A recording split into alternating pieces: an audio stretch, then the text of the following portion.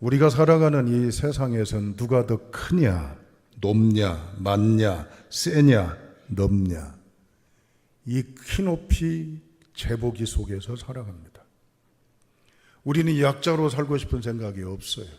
더 크고 높고 세고 많은 것들을 차지하고자 원하는 것들이 우리들의 삶의 간절한 부분이라고도 합니다.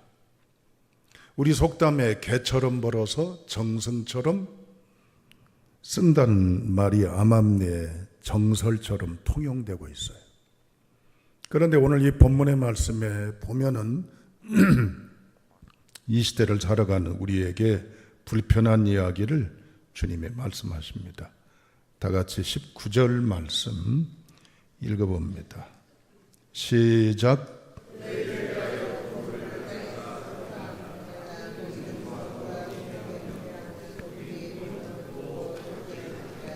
예. 땅에다 우리 쌓고 싶잖아요.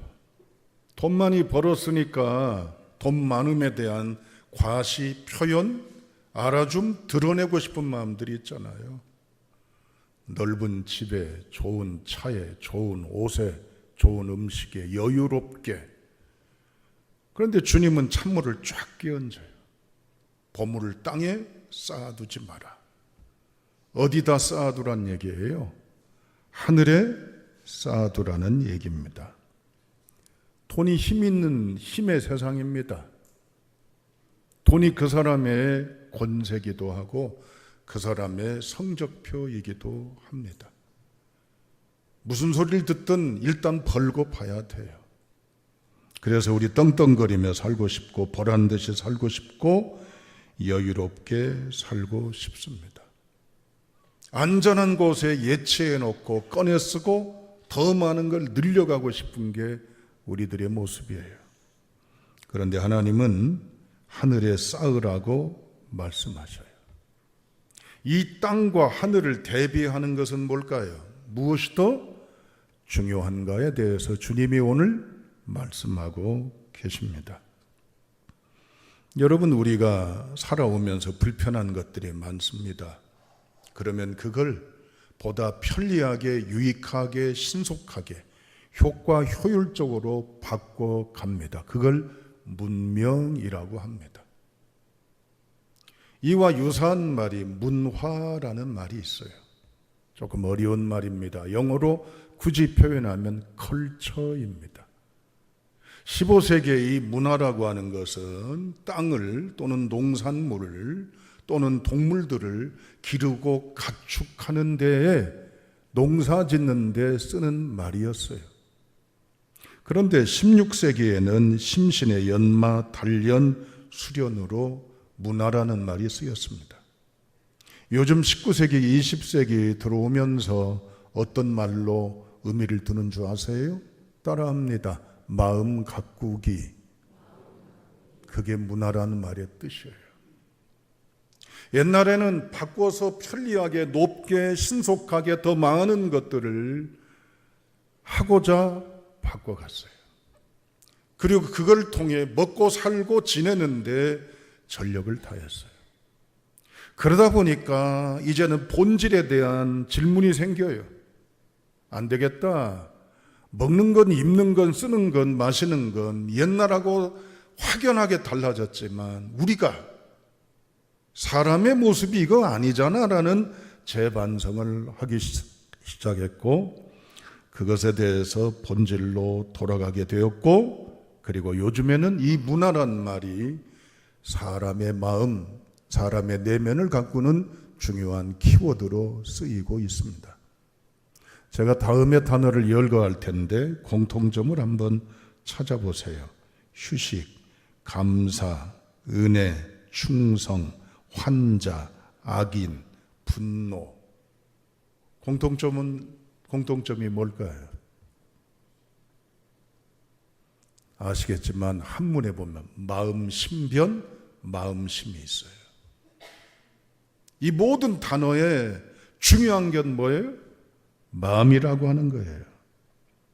결국에는 마음을 어떻게 갖느냐에 따라서 쉼이 되기도 하고 피곤이 되기도 하고 감사가 되기도 하고 불평이 되기도 하고 은혜이기도 하고 배은망덕이기도 하고 또 이 마음의 중심을 어디다가 놓냐에 따라서 충성이 되기도 하고 배반이 되기도 하고 노하기도 하고 웃기도 하고 선하기도 하고 악하기도 하고 그렇습니다.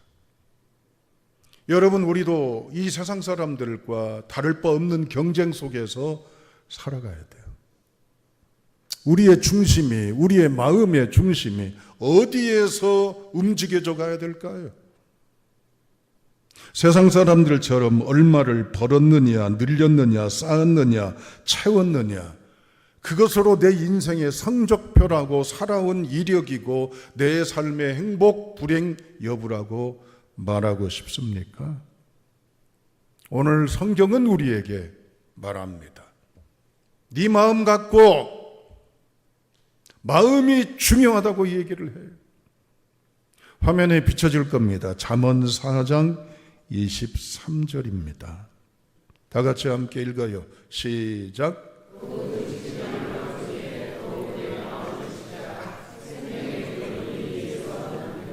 아멘. 건강 지켜야 되고 돈도 지켜야 되고 신의도 지켜야 되고 사랑도 지켜야 되고 교통질서도 지켜야 되고 지켜야 할 것들이 허다하지만 그것의 가장 중요한 게 뭐예요? 마음 지킴이란 말이에요. 공동번역 성경에는 무엇보다도 내 마음을 지켜라, 그것이 바로 복된 삶의 셈이다. 생명의 근원이 이에서 납니다라고 표현했습니다. 웰스프링, 원천이란 말이에요. 여러분, 히브리어의 마음이란 말은 따라합니다. 심장. 심장이란 어근과 같아요. 똑같아요. 영어도 마음은 하트. 하트가 뭐예요? 심장이에요. 왜 히브리어나 또한 영어나 마음이라고 하는 걸 심장에다, 인체 이젠 장기인 심장에다 왜 표현했을까요? 알죠? 심장 딱 멈춰버리면, 병들어버리면 우리 어때요? 살지를 못해요. 심장 기능이 약하면 병이 들 수밖에 없죠. 순전하게 공급되고 순전하게 활동이 돼야 우리는 건강합니다. 마음이 멈추고 마음이 병들어 버리면 사상과 사고와 가치관이 좀먹고 이 모든 의식들이 깨어지고 부서지고 문제 생기면 사람이 문제가 생기는 것입니다. 그러므로 솔로몬은 잠언서에서 국토방위를 잘해야 된다. 국방 좋죠. 무역수지 흑자를 내어서 국민들이 좀 삶의 경제 여유롭게 지내야 된다. 좋죠. 경제. 치안이 안전해야 된다. 사람을 교육을 잘해야 된다. 문화가 개발돼야 된다. 다 좋아요. 그런데 솔로몬이 강조한 부국강병의 최고의 국가 통치 이념의 핵심이 뭘까요? 마음 지킴, 마음 다스림. 지킴, 다스림이라는 것은 주로 마음에 많이 쓰여요. 이건 솔로몬이 강조하고 있는 중요한 성경의 메시지예요. 뭐니 해도 건강이 중요합니다. 건강이 최고지 뭐. 건강해야 돼. 행복하게 지내야 돼. 돈도 벌어야 되고 배워야지. 너 학교 안 가서 어떻게 할래? 이런저런 경험상 최고 중함을 얘기합니다. 그러나 우리의 기준은, 오늘 이 표준은 성경 말씀이에요. 말씀은 오늘 우리에게 모두에게 들으라고 얘기합니다. 뭐가 중요하다는 거예요? 마음이 중요하다고 이야기를 합니다. 건강, 학식, 경제력, 지위, 국방력보다도 마음이 중요하다고 얘기를 합니다. 여러분, 중요한 것은요, 사람의 그 가치는, 명함은 눈빛이기도 합니다. 눈빛이 흐리멍텅하고 개슴치레하고 그러면요 불편해요. 눈빛이 이제는 싸납고 위아래로 훑어보며 다소 도발적이고 공격적인 사람 참 대하기가 어렵습니다. 오늘 22절, 23절 읽어보시죠. 자, 읽습니다. 시작.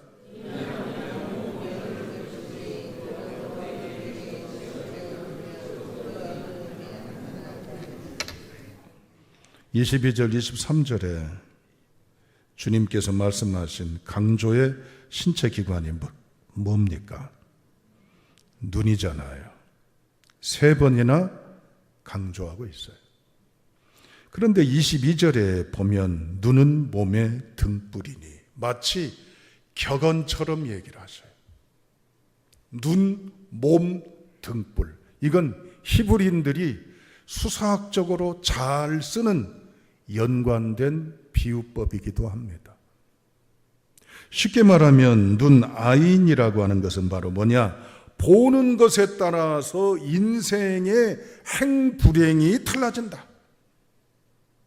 열매냐 아니면 실패냐, 성패가 달라진다라고 하는 것입니다. 히브리인들의 사고에 보면은요, 인간의 감각기관을 크게 3가지로 연관지어서 표현합니다. 첫째, 따라합니다. 눈과 심장. 둘째, 귀와 입. 셋째, 발과 손. 이게 히브리인들이 생각하는 신체 기관 가운데 독자적으로, 개별적으로 활동하는 게 아니라 서로 관련성이 있는 유기체적인 신체라고 하는 것이에요. 이걸 말할 때 원인기관, 결과기관으로 생각을 합니다.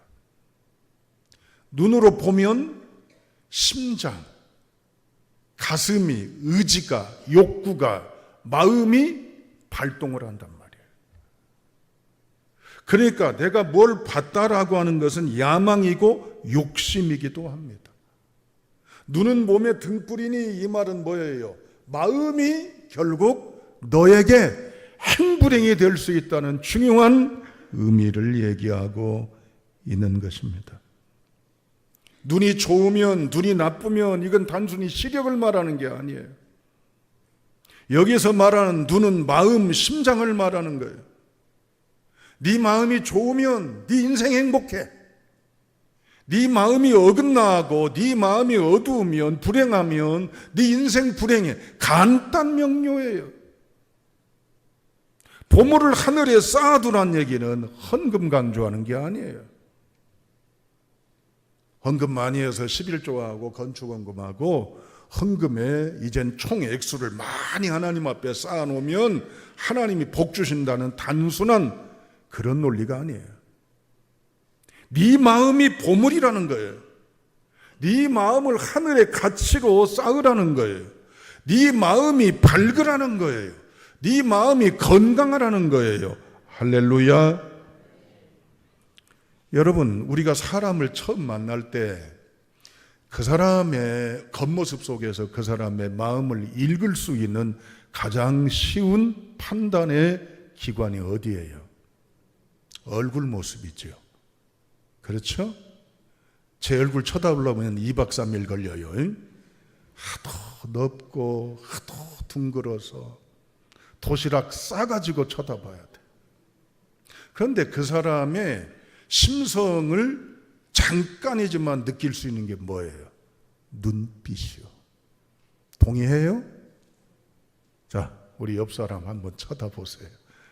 자, 눈빛 예쁘게 하세요. 네, 쳐다보세요. 어디 한번. 네, 여기서 그러네. 마음을 살피는데 눈보다 더 좋은 것이 없습니다. 눈은 자기 잘못에 이 의식을 감출 수가 없어요.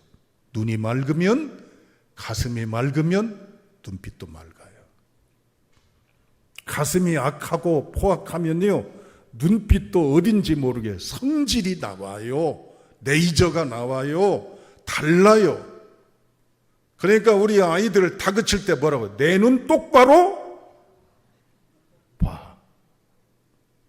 그러면 아이들이 시선이 왔다 갔다 하면 이건 거짓말하고 있는 거예요. 뻥치는 거지. 주님이 오늘 말합니다. 주님은 똑바로 보란 얘기예요. 여러분, 창세기에 보면은 불행 사건이 있습니다. 그때 사단은 뱀을 통해서 하나님이 지으신 걸작품 아담과 하와를 유혹합니다. 그때 선악과를 주목토록 합니다. 선악과를 봅니다. 그의 마음에 감정이 나타납니다. 보암직, 먹음직, 탐스럽다는 거예요. 이들은 뭘 보고 있죠? 선악과. 누구를 보지 않지요? 하나님 보지 않습니다. 바로 뭘 봅니까? 선악과를 보고 있습니다. 우리 본다는 말은 한문으로 많은 단어들이 있지만 두 가지의 단어로 뽑아낼 수가 있습니다. 볼견, 볼관. 볼견은요, 눈에 띄는 것들이에요. 늘 보는 거예요, 늘. 특별한 게 아니야. 늘 보니까 그러려니 해. 그냥 있으니까 있는 거고 보이니까 보이는 거예요. 아무 감각도 느낌도 감흥도 없어요. 그러나 볼관은 일부러 보는 겁니다. 꿰뚫어 보는 겁니다. 찔러 보는 겁니다. 노력해서 보는 겁니다. 사랑하는 여러분, 보이는 건 눈에 보입니다. 그러나 깊이 보면 달리 보입니다. 시인 구상시는 은총에 눈을 뜨니라는 시 가운데 시작을 이렇게 합니다. 이제사 비로소 두일의 강아지만큼 은총에 눈을 뜬다. 나이가 80 가까워요. 호백발 할아버지가 됐는데 이제사 살아온 세상이나 이 세상을 바라보니 2살 되기 강아지가 눈을 떠서 보듯이 겨우 조금 보기 시작하는 이 마음을 노시인이 표현한 거예요. 그러면서 감사하고 감격하고 몰랐던 자기 자신의 연약 속에 지냈던 문제들을, 불행들을 바라보면서 하나님께 감사했다는 것입니다. 여러분, 흐르는 물 보시고 울컥 감사한 적 있으세요? 봄이 되어 새순이 돋고 이 여름철에 푸르고 또는 이 가을철에 단풍으로 가득해 있고 겨울에 눈 쌓인 자연을 보면서 늘 그래오니까 그런 것처럼 덤덤하게 보는 건 볼견이에요. 그러나 볼과는 그 속에서 신묘막측하고 오묘하신 하나님의 이 변함없는 걸작품의 이 모든 걸 보면서 삭막하고 딱딱하고 무거웠던 내 마음속에 왠지 모르게 눈이 열리고 가슴이 후끈해지고 눈시울이 뜨거워지고 그래서 감사하다는 고백이 내 마음에 있느냐라고 하는 것입니다. 26절, 28절입니다. 읽습니다. 시작.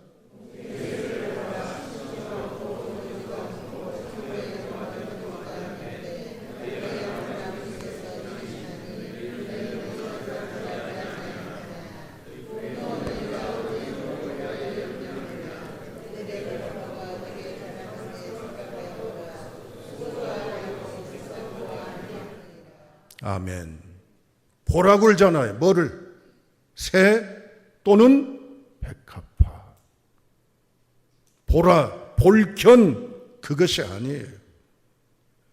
저 봐, 무슨 새야? 새 종류 묻는 게 아니에요. 백합화 꽃의 색깔이 뭐야? 향기는 뭘 거야? 이런 거 묻는 게 아니에요. 인사이트, 볼관. 새 넘어, 백합화 넘어 하나님이 우리를 향하신 그 놀라운 하나님의 통치를 보라 그 말이야. 무엇이 중요하냐고 주님이 말하고 계시는 거예요. 보물? 네 마음이야. 네 마음이 잘 돼야 너에게 보물이 주어지면 보물을 보물답게 하늘에 쌓지.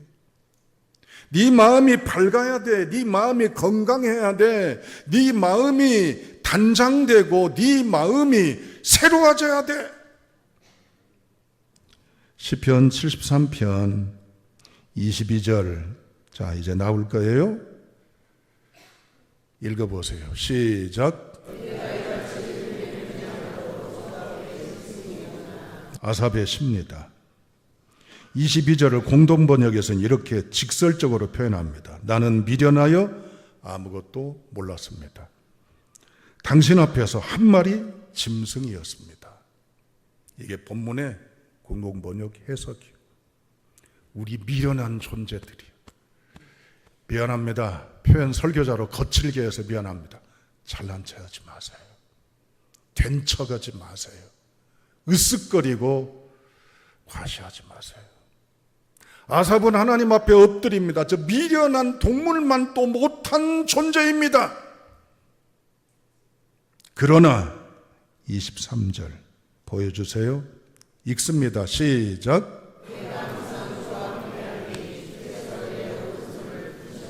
24절.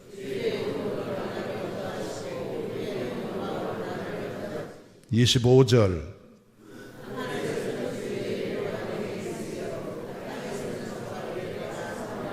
26절.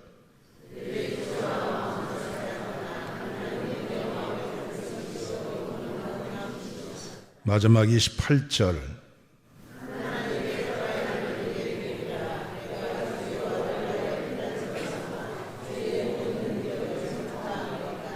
아멘.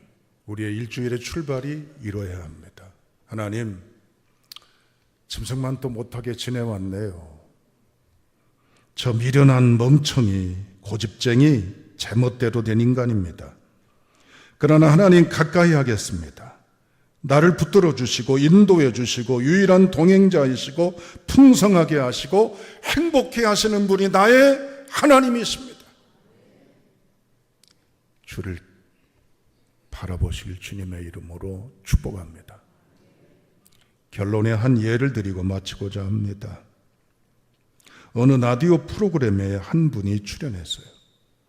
근데 이분은 노숙자를 대상으로 봉사하는 분인데, 노숙자를 대상으로 봉사한다면, 집 없는 분들을 위해 봉사한다면 급식이나 무슨 여러 가지 물품 공급이나 그런 거겠죠? 그런데 인문학을 가르쳐요. 인문학이라니 사람됨, 마음가짐, 의식에 대한 새로운 정비, 이런 거거든요. 희한하잖아요. 인터뷰하면서 이제는 사회자가 말합니다. 노숙자들에게 필요한 건 먹을 것과 잘 것이 아닙니까? 그런데 당장 필요한 것이 그것인데 왜 인문학을 가르칩니까? 그분 말입니다. 돈이 필요해서 돈을 주면 그들은 그 돈을 엉뚱한 데 쓸 가능성이 높습니다. 술과 도박, 잘못된 게 용도에 씁니다. 마음이 잘못되면 그렇다는 거예요. 그래서 비록 노숙으로 살아가지만 삐뚤어진 세계관, 세상을 보는 마음, 자기 자신의 인생을 삐뚤어진 눈이 아니라 한 행복자로, 바람직한 자로 세우기 위해서 인문학을 가르친다는 거예요. 결론, 하나님이 오늘 우리에게 말씀하십니다. 진영아, 이제 알았냐? 뭐가 더 중요한지? 나를 봐. 나에게 눈을 주어 나를 바라봐. 나를 향해. 그러면 내가 너의 하나님이 될 때 너의 인생이 행복할 거야. 기도합니다.